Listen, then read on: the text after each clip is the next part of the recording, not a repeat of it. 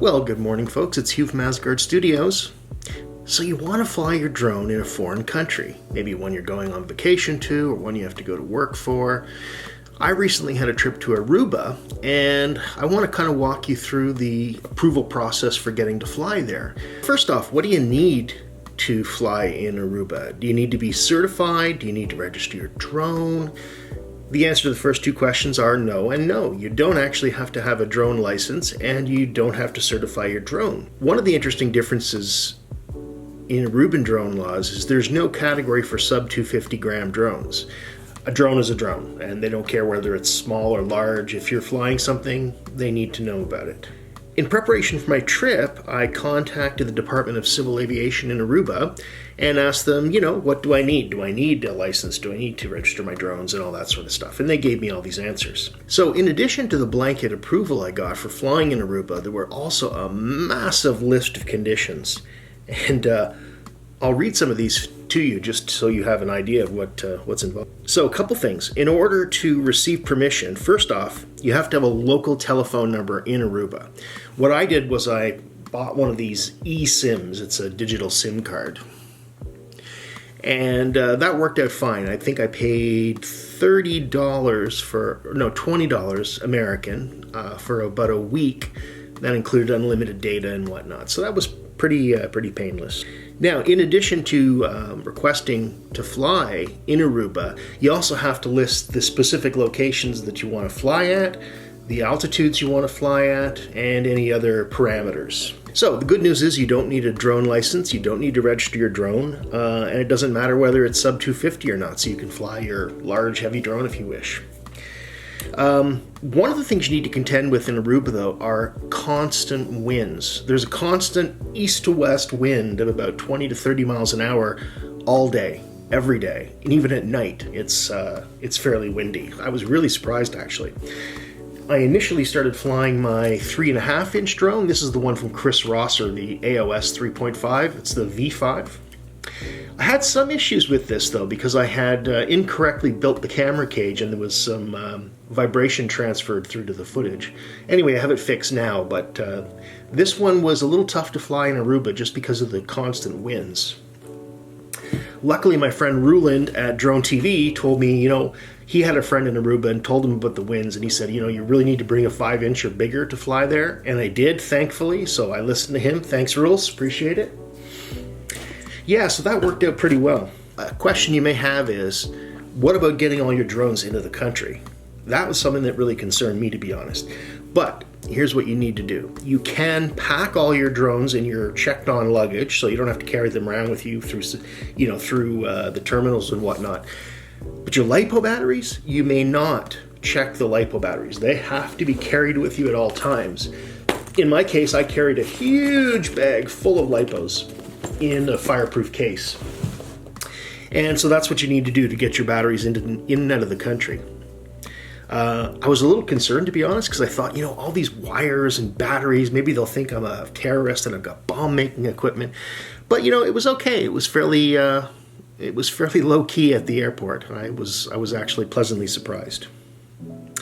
So, yeah, that's getting yourself there. Now, another thing. So, even though you may have permission from the Aruban authorities to fly, you may also additionally need permission from DJI to fly if you're in a DJI no-fly zone. Now, on my maybe third day there, my wife decided she wanted to hike the second tallest mountain in Aruba. It's called Hooiberg. And I decided, I may as well fly and film while she's doing that. Now, the only problem was it is about 1.5 kilometers from the airport, the main international airport. So I had to get a DJI unlock for that.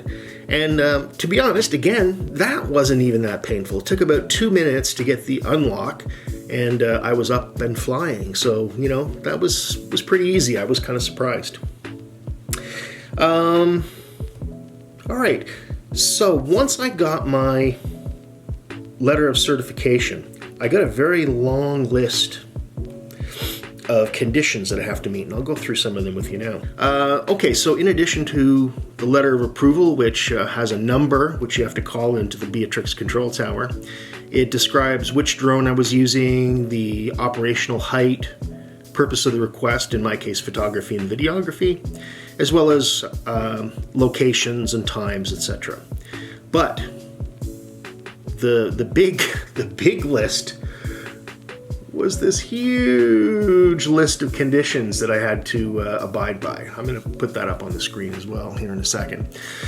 But let's just go through them one by one. Okay, the DCAA, the Department of Civil Aviation of Aruba, requires that the drone pilot is aware of basic international flight rules of the air that apply when operating drones. Fair enough. The drone pilot must understand and operate the drone in accordance with the procedures and limitations mentioned in the supplier's user manual. So if you're flying a DJI drone, for example, one of the parameters is don't fly below, I think, minus 10 Celsius. Not going to happen in Aruba, so I think we're okay. A thorough pre-flight check must be performed before each flight to confirm the drone is operating properly. Fair enough. Beatrix Control Tower shall be informed 15 minutes prior to commencement and on termination of each operation. For the commencement of the flight name, the letter of approval number, the location, the height of the drone, the duration of the flight shall be given to Beatrix Control Tower. The information required by Beatrix Control Tower for the commencement of the flight is the name, the letter of approval number, the location, the height, and the duration of the flight. It sounds complicated, but honestly, these guys were pretty laid back. Often they wouldn't even ask me much other than to just call them when I'm done, just so they know where I am and that I'm operating a drone. The next condition was when operating a DJI geofenced area, the received permission must be sent to DJI for unlocking the geofencing, which I had to do. Operation will start only after authorization has been received from Beatrix Control Tower. Got it. The drone pilot will comply at all times with Beatrix Control Tower's instructions. Got it. The drone pilot should remain on standby on the local mobile telephone number that was provided for obtaining the permission. So again, that's why I got that eSIM, because I had to be contactable while I was flying in case there was some aviation emergency and they needed me to bring the drones down. The drone pilot shall be on site and keep within visual line of sight of the drone. Nothing unusual there. And when utilizing first-person view technology, a second person shall act as an observer, which, again, that's pretty normal in North America. And actually, I had a bunch of people with me, so I always had an observer. The drone shall not be operated in a prohibited or restricted area, especially near airports, military, police, or emergency installations, or over groups of people, stadiums, or sporting events. Okay, so this is an interesting thing. There were lots of places I was able to fly that had no drone signs, but because I had permission from the government, I was able to fly at those places. So that was really kind of cool. So there is benefit to applying for all this. I'm sure there's lots of people that just fly in Aruba and they don't bother going through all this rigmarole. But, again, I kind of like to be a law-abiding citizen. I like to make sure that I'm doing things the way I'm supposed to. And, then also if somebody came to me and said, hey, I'm sorry you can't fly here, I can just pull out my letter and say, yeah, but your Department of Civil Aviation says I can, so, And, you don't want to get confrontational with anybody, but at least I had the backup that I did have permission to fly. Okay, and really that's about it. So the only thing different from flying normally is that you have to call the control tower before and after your flights, which honestly just was not a big deal. I was a bit worried, but the guys were great. In addition to what I've told you, there's a couple of differences in Aruba. I mentioned the sub 250 gram not being a category. The other thing is that their altitude ceiling for drones is only 200 feet, and is in North America mostly it's 400 feet in like Canada and the US, for example. So this is about half that. And the explanation I got was, the island is very small and there are planes coming in and out all the time, so 400 feet at different points of the island could impede air traffic. So so that's why. So if you're going to fly in Aruba, those are the things you need to do. And again, it was a great experience for me. I had a wonderful time flying there.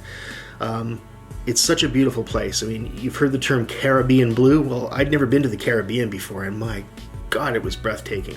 Just beautiful. Just the water was incredible, right? Anyway, so I look forward to seeing your Aruban footage if you happen to go there. Let me know in the comments if you're planning a trip soon, maybe where you're going, and we'll share our experiences. Anyway, this is Hugh signing out from Asgard Studios. I'll see you in the next video, guys.